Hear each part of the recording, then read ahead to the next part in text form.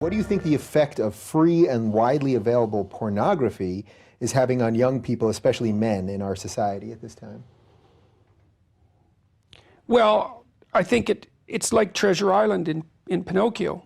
It's all pleasure with no responsibility. That's deadening. It's parasitical in a sense. And I don't mean that, I'm not making a value judgment. I mean, it's no wonder the young guys are caught up in this, because it's an unbelievably powerful technology. It drove the development of the internet, let's not forget, right? So it taps into one viciously primordial motivation. And so these guys are being blasted by what biologists call super stimuli all the time. So imagine that there's a biological stimulus that has an effect on you, and then you can magnify it. And the typical porn actress, not the amateurs, but the professionals, have their sexually provocative physical elements exaggerated. And so men are very visual in terms of their sexual processing. And so, you know, the guys are pulled into it, and they're pulled into it also by curiosity. But I think that ethically it's not good. It's not good. It's an easy out. That's the other thing, you know, is what you should be doing is going out and finding someone to have a relationship with. And if you can gratify yourself with no transformation, but let's say you can't find someone, well, then you might say that's an indication you should change. It is, in fact, an indication that you should change, because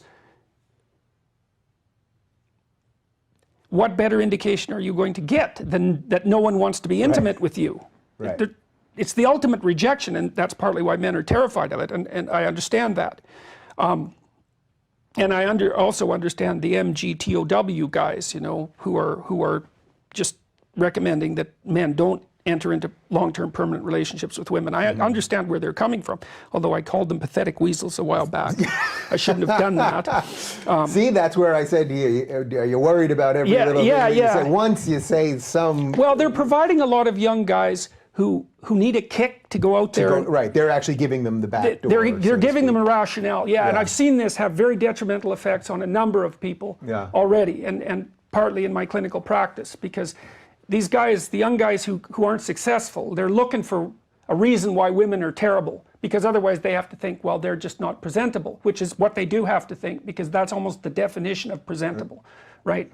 So, and then the MGTOW guys give them a rationale. You know, we are in a gynocentric world, and females have got control, and they'll like wipe you out if they have the opportunity. It's like, well, some females will do that to some guys some of the time, and sometimes it's brutal. I've had clients who've been dragged through the court systems and just ruined, and I was unable to help them. I did everything I could to maneuver and negotiate and plan and strategize so carefully to get them to do everything right, and it didn't help. I mean, the court systems can be absolutely brutal to men. It's awful. Yeah, that's really interesting. So the guys that are taking the easy out on that, so to speak, and disconnecting from having those relationships, in a way it's the same, it's just a different out that porn is replacing for that human connection too.